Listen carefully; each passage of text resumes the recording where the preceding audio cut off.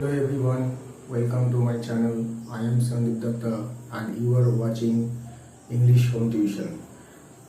আজকের এই ভিডিওতে আমি যে বিষয় নিয়ে তোমাদের সাথে আলোচনা করব সেই টপিকের নাম হচ্ছে সেন্টেন্স। যারা নিচু ক্লাসে পড়ছো তাদের তো ইংলিশ গ্রামারের ক্ষেত্রে সেন্টেন্স সম্বন্ধে জানা খুব দরকার।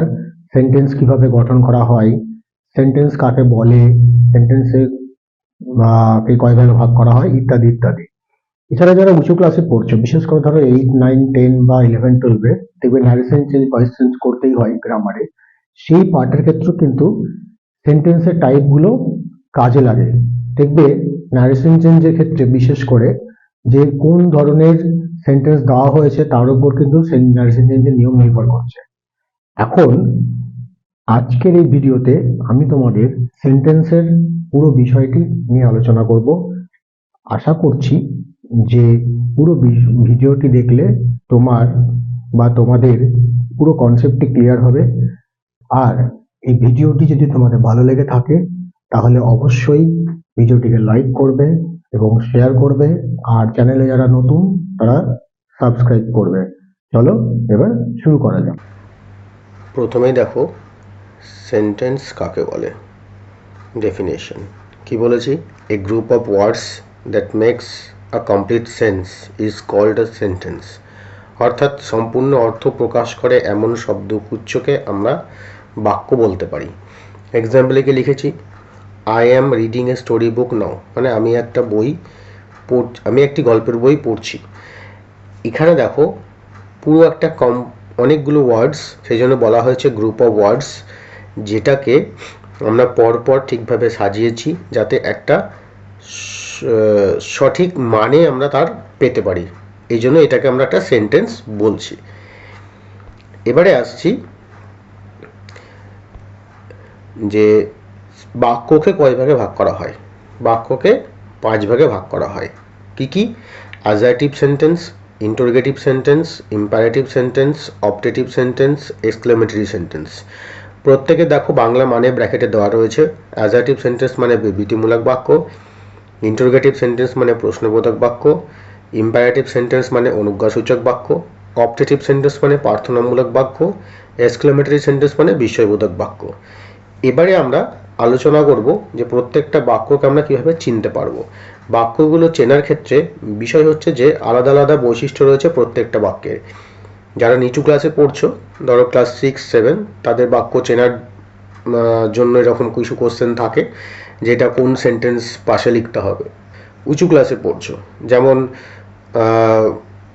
8, 9, 10, সেক্ষেত্রে দেখবেন ন্যারেশন চেঞ্জ করার ক্ষেত্রে এটা লাগছেই। সুতরাং বাক্যগুলোকে আমরা কীভাবে বুঝবো সেটা আমরা এবারে দেখব।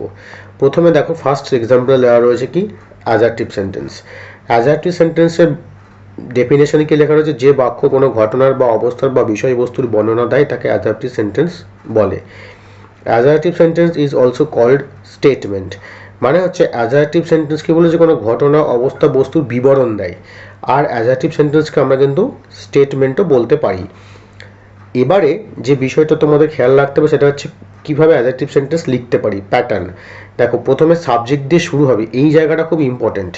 সাবজেক্ট, ভার্ব আর অবজেক্ট, এই তিনটে জিনিস পরপর বসবে, তবে কিন্তু আমরা তাকে অ্যাডজেক্টিভ সেন্টেন্স বলবো। এক্সাম্পল কি রয়েছে, ইউ আর এ স্টুডেন্ট, তুমি একজন ছাত্র। তাহলে ইউটা হচ্ছে কি সাবজেক্ট, আরটা হচ্ছে ভার্ব, এ স্টুডেন্ট হচ্ছে তার অবজেক্ট বা কমপ্লিমেন্টারি হিসেবে বসে রয়েছে।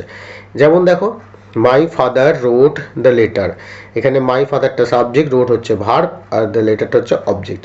এই নিচেরটা দিকে দেখো হি ওয়েন্ট, তারপরে আর কিছু নেই, ওখানে ফুল স্টপ দেওয়া হয়েছে, মানে এটাকে একটা বাক্য হিসেবে ধরে নেওয়া হয়েছে। এরপরে রয়েছে নোট, এখানে কি বলা হয়েছে, বাক্যের শুরুতে সাবজেক্ট বা কর্তা থাকবে, সাবজেক্ট বা কর্তার পরে ভার্ব বা ক্রিয়া বসবে, বাক্যের শেষে ফুল স্টপ থাকবে। এটা মনে রাখতে হবে যে বাক্যের শেষে ফুল স্টপ থাকবে, বাক্যের শুরুতে ভার্ব থাকবে, আর সাবজেক্টের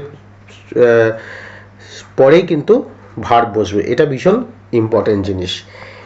এরপর আমরা পরের পয়েন্টে আসবো। দেখো ইন্টারোগেটিভ সেন্টেন্স। ইন্টারোগেটিভ মানে হচ্ছে প্রশ্ন, যখন কোনো প্রশ্ন বোঝাবে তখন তাকে আমরা ইন্টারোগেটিভ সেন্টেন্স বলবো। নিচেও লেখা আছে দেখো, ইন্টারোগেটিভ সেন্টেন্স আস্কস এ কোশ্চেন। এবার নোটে আসো, বাক্যের শুরুতে ডব্লিউএইচ ওয়ার্ড বা হেল্পিং ভার্ব দিয়ে শুরু হয়। সাধারণত প্রশ্নকে আমরা দুই ভাগে ভাগ করি, একটা হচ্ছে ইয়েস নো কোশ্চেন আর একটা হচ্ছে WH question. Yes no question মানে যে প্রশ্নের উত্তর আমরা হ্যাঁ বা না দিয়ে ছাড়তে পারি। এই ধরনের প্রশ্নবোধক বাক্যের ক্ষেত্রে সাধারণত হেল্পিং ভার্ব দিয়ে শুরু হয়। আর দ্বিতীয় প্রকার হলো যেই ধরনের প্রশ্নবোধক বাক্যগুলো ডব্লিউএইচ ওয়ার্ড দিয়ে শুরু হয়। ডব্লিউএইচ ওয়ার্ড মানে তোমরা জানো যে হু, হোয়াই, হোয়াট, এই ধরনের। এবারে দেখো হেল্পিং ভার্ব বলতে কি কি বলা হয়েছে। Be verb, have verb, do verb, modal verb, এগুলোকে হেল্পিং ভার্ব বলা হয়েছে। এক্সাম্পলের দিকে তাকাও, তাহলে বুঝতে পারবে। যেমন ধরো do, you know me, did, are, have, can, এগুলো সবই কিন্তু হেল্পিং ভার্ব। লাস্ট দুটো রয়েছে দেখো হোয়াট আর হু, অর্থাৎ লাস্ট দুটো পয়েন্টে দেখো হোয়াট আর হু মানে হচ্ছে ডব্লিউএইচ ওয়ার্ড দিয়ে শুরু হয়েছে। এবং মজার বিষয় কি, বাক্যের শেষে কোশ্চেন মার্ক থাকবে, এইটা মনে রাখতে হবে। বাক্যের শেষে কোশ্চেন মার্ক, প্রত্যেকটা ক্ষেত্রে দেখো বাক্যের শেষে কোশ্চেন মার্ক থাকবে। তাহলে ইন্টারোগেটিভ সেন্টেন্স আমরা চিনব কি করে? শুরুতে থাকবে হেল্পিং ভার্ব অথবা ডব্লিউএইচ ওয়ার্ড, হয় হেল্পিং ভার্ব থাকবে নইলে ডব্লিউএইচ ওয়ার্ড থাকবে, আর বাক্যের শেষে কি থাকবে? কোশ্চেন মার্ক থাকবে। আশা করি বুঝতে পারলে। এরপরে 3 নম্বরে আসো, ইম্পারেটিভ সেন্টেন্স মানে অনুজ্ঞাসূচক। এখানে তিনটে জিনিস শব্দ মনে রাখবে, আদেশ, অনুরোধ, উপদেশ। এই তিনটে বিষয়ের উপর কিন্তু ইম্পারেটিভ সেন্টেন্স নির্ভর করছে। অর্থাৎ ইম্পারেটিভ সেন্টেন্স কখনো তোমাকে আদেশ বোঝাবে, কখনো অনুরোধ বোঝাবে, কখনো উপদেশ বোঝাবে। যেমন ধরো কমান্ড, রিকোয়েস্ট আর ইনস্ট্রাকশন।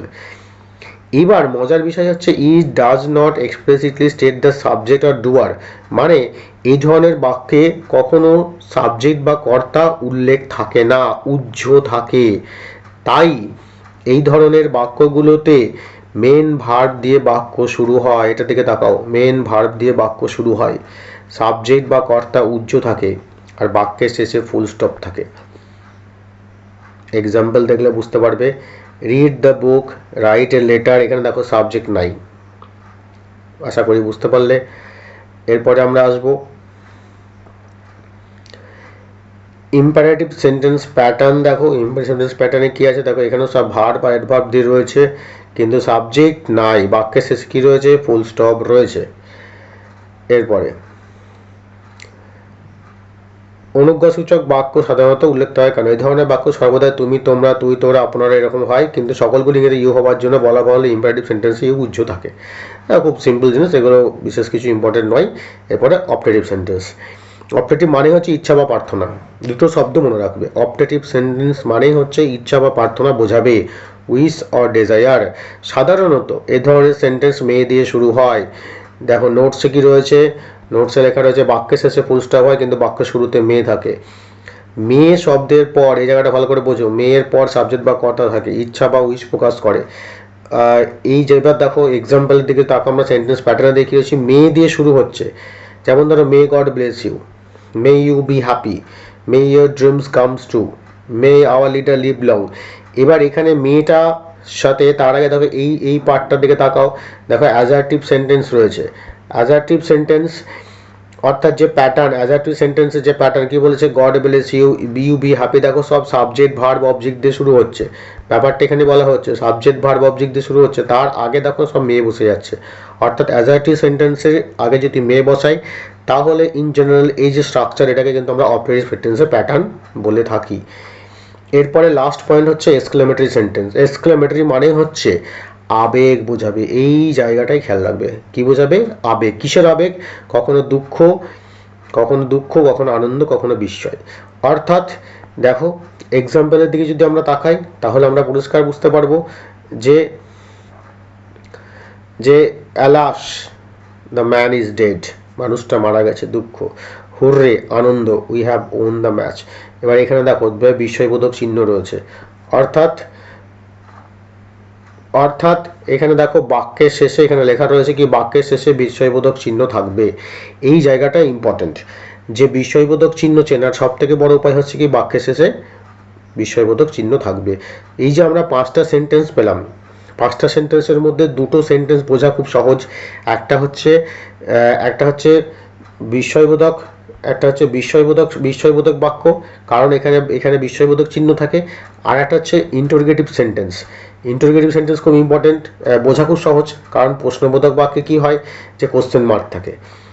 বাকি পড়ে থাকলো কি, দেখো বোঝার উপায়, ইম্পারেটিভ সেন্টেন্স তারাও আসে হচ্ছে অপটেটিভ সেন্টেন্স। অপটেটিভ সেন্টেন্স কিছু না, মেয়েদের শুরু হচ্ছে, দেখবে মেয়েদের শুরু হচ্ছে, বাক্যের শেষে ফুল স্টপ থাকছে, মেয়ের পর সাবজেক্ট থাকবে।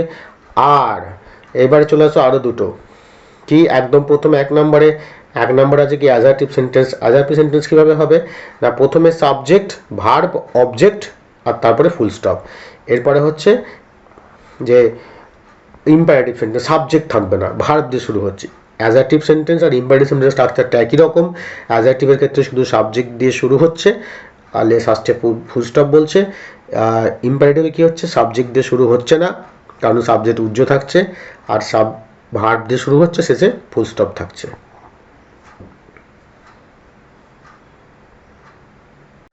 আশা করছি যে তোমরা বুঝতে পেরেছো কিভাবে সেন্টেন্স আইডেন্টিফাই করতে হয়। যারা নিচু ক্লাসে পড়ছো তাদের দেখবে এক্সামে সেন্টেন্স আইডেন্টিফাই করতে দেওয়া হয়, এটা তোমাদের কনসেপ্ট ক্লিয়ার হয়েছে। তার সাথে সাথে এই যে কনসেপ্ট ক্লিয়ার হলো, যেটা তোমাদের ন্যারেশন চেঞ্জ বা ভয়েস চেঞ্জের ক্ষেত্রে কিন্তু অনেক উপকারে লাগবে। আশা করছি তোমাদের আর কোনো এই বিষয়ে ডাউট নেই। যদি থেকে থাকে তাহলে আমাকে হোয়াটসঅ্যাপ করতে পারো। ধন্যবাদ।